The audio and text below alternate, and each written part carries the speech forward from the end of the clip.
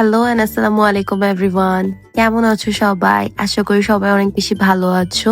আমার একটু ঠান্ডা লেগেছে, এই জন্য আমার ভয়েস চেঞ্জ হয়ে গিয়েছে, ডোন্ট মাইন্ড। তো সেদিন আমার আম্মু বানাচ্ছিল পিঠা, আর শীতের সময় আসবে পিঠা বানাবে না সেটা তো হতেই পারে না।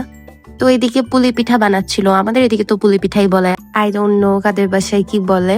তো এইদিকে ফার্স্টে আমার আম্মু গুড়, এরপরে ঘি, এরপর একটু লবণ মনে হয় এগুলো দিয়ে নারিকেলটাকে একটু ভেজে নিল, মানে পুলি পিঠার পুর রেডি করে নিল। এরপর পিঠা বানানোর জন্য এদিকে চালের আটার ডো রেডি করতে হবে, যার জন্য ফার্স্টে গরম পানির মধ্যে একটু ঘি দিয়ে দিয়েছিল। এরপরে চালের আটা দিয়ে ভালোভাবে মিক্স করতে হবে। And listen, we are not master chef, so এদিকে যে অথেন্টিক অ্যান্ড পারফেক্ট রেসিপিটা দেখানো হচ্ছে এমন কিছুই না।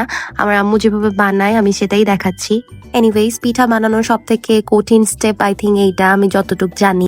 কারণ ডোটা পারফেক্ট না হলে পিঠাটা ডিজাইন হয় না, পিঠাটা ভেঙে যায়। এইদিকে পানিটা সোক হয়ে যাওয়ার পরে আম্মু একটু ময়দা দিয়ে দিয়েছিল।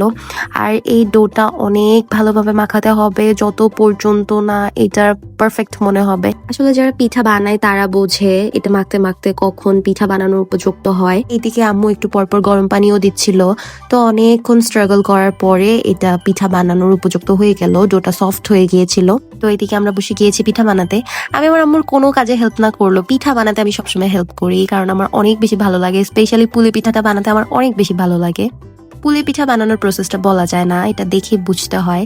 এদিকে ফার্স্টে বাটির মতো করে নিয়ে এরপর পুর দিয়ে এরপর সিল করে নিয়ে এই ডিজাইনটা করতে হবে। আর পুলি পিঠার উপরের এই ডিজাইনটা আমার আম্মু করতে পারে না, এটা শুধু আমি পারি বাসায়। আমি আমার নানু থেকে শিখেছিলাম। আমার নানু অনেক সুন্দর ডিজাইন করতে পারে পিঠাতে। এনিওয়েজ, এইদিকে দেখো পিঠাগুলো রেডি হয়ে গিয়েছিল। আর আমাদের বাসায় মানুষ খুবই কম, এই জন্য খুব কম পরিমাণেরই পিঠা এগুলো বানানো হয়, কারণ খাওয়া হয় না বাসায় তাই। তো এদিকে পরিষ্কার একটা সুতির কাপড় নিয়ে এরপর ভিজিয়ে এটার ভেতরে পিঠা সিদ্ধ করা লাগবে। তো এদিকে সাইডে দুধ জাল করে রাখা হয়েছিল, এদিকে এলাচি আর দারচিনি দিয়ে দুধ জাল করেছিল। এর মধ্যে হালকা সিদ্ধ হওয়া পিঠাগুলো দিয়ে দিয়েছিল, আর গুড়টা একটু পরে অ্যাড করা হবে। এদিকে আবার কয়েকটা গোজা পিঠা বানিয়ে নিচ্ছিলাম। পুলি পিঠাই আর কি, বড়টা সিদ্ধ করে নিলে আমরা গোজা পিঠা বলি, আমি জানি না কার বাসায় কি বলে।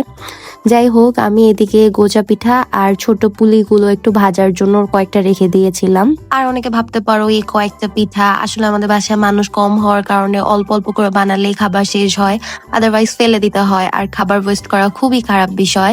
তাই আই থিঙ্ক খাবার ওয়েস্ট করার থেকে অল্প বানানোটাই বেস্ট। যাই হোক, এদিকে গোজা পিঠাটা সিদ্ধ হওয়ার জন্য আম্মু স্টিমারের উপরে দিয়ে দিল।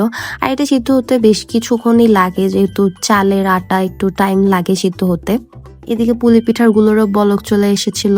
এখন গুড় অ্যাড করতে হবে, আর গুড়টা ফার্স্টে চুলার আছে একটু মেল্ট করে নিয়ে এরপর অ্যাড করতে হবে। তো এদিকে আম্মু সলিড গুড়টাকে একটু জাল করে নিয়ে লিকুইডে এনেছিল, এরপরে এটাকে আস্তে আস্তে অ্যাড করেছিল। তো এদিকে অল্প অল্প করে গুড় মিশাচ্ছিল, একটু একটু করে এরপরে মিশাচ্ছিল, একেবারে সব দিয়ে দেয়া যাবে না আমি যতটুকু দেখলাম। এদিকে গুড়টা মেশানোর পরে ভালোভাবে জাল করে নেওয়া হবে। আমার মনে হয় কি, পিঠা বানানোর রেসিপি, ইনগ্রিডিয়েন্টস এগুলো অনেক ইজি, কিন্তু পিঠা বানাতে খুব কষ্ট। যেমন পিঠা বানানোর মেইন ইনগ্রিডিয়েন্টসই হচ্ছে নারকেল, দুধ, এরপরে চালের গুঁড়ো। এগুলো তো খুব ইজিলি পাওয়া যায়, শুধু পিঠা বানাতে খুব ধৈর্যর প্রয়োজন হয়। যাই হোক, এইদিকে আমি পুলি পিঠাগুলো ভেজে নিচ্ছিলাম, ডুবো তেলে ভাজতে হয়। অনেকক্ষণ ভাজার পরে যখন একটু গোল্ডেন ব্রাউন এসে পড়বে তখন আমি এটা নামিয়ে নিব। আর একটু কড়কড়া টাইপ, একটু শক্ত টাইপেরই এই পিঠাগুলো হয়ে থাকে। আর এদিকে গোজা পিঠাগুলো হয়ে গিয়েছিল, কিন্তু একটা ভুলের কারণে একটু ভেঙে ভেঙে গিয়েছিল। এইদিকে পিঠাটা দেওয়ার আগে একটু তেল ব্রাশ করে দিলে ভালো হতো, কারণে পিঠাগুলো ভেঙে গিয়েছিল। যখন উল্টাচ্ছিলাম তখনই আর কি নিচে লেগে যাচ্ছিল, এই কারণেই ভেঙে গিয়েছিল। এদিকে আমার গোজা পিঠা আর হচ্ছে ভাজা পুলি রেডি হয়ে গিয়েছিল। তো এটা সাইডে রেখে আমি একটু পুলি পিঠা দেখতে গেলাম, আর ওইটাও অলমোস্ট হয়ে গিয়েছিল। আর এটাও খেতে খুবই বেশি মজা হয়েছিল। তো এইদিকে আমি আবার ভাজা পুলি আর গোজা পিঠাটা খেয়ে দেখাচ্ছিলাম, তোমাদের একটু ক্রিস্পের সাউন্ডটা শোনাচ্ছি।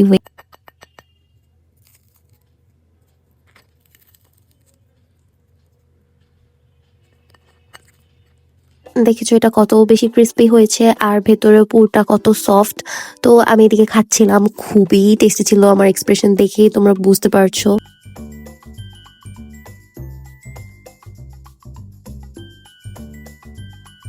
এখন একটু ভাপা পুলি বা গোজা পিঠা যেটাই বলো সেটা ট্রাই করছিলাম।